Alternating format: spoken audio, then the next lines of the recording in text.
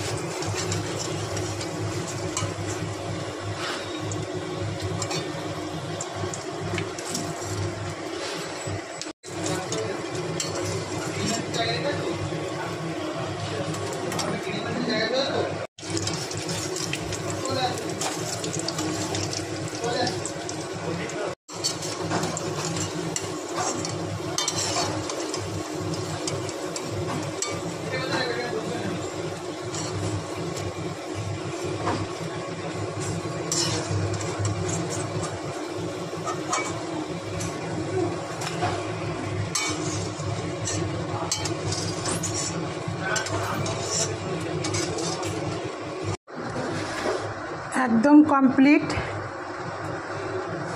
সজনে শাকের পকোড়া। আপনারা এভাবে ট্রাই করবেন এবং আমার চ্যানেলটিকে সাবস্ক্রাইব করবেন। আমার চ্যানেলের নাম হাই চন্দনা ইউটিউব চ্যানেল। মেসেজে যেন পাই কমেন্টে। দিদি খুব সুন্দর এটা খেতে, একদম দারুণ। সবাই ভালো থাকবেন, সুস্থ থাকবেন, ধন্যবাদ।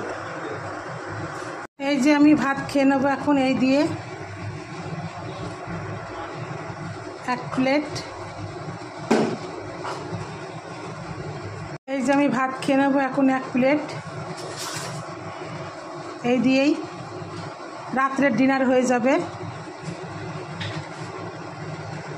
ভেন্ডি ভাজা, তার সঙ্গে আছে পালং শাক আছে, আর এই পকোড়া দিয়ে আমার এই রাত্রের ডিনার সেরে ফেলবো এক প্লেট।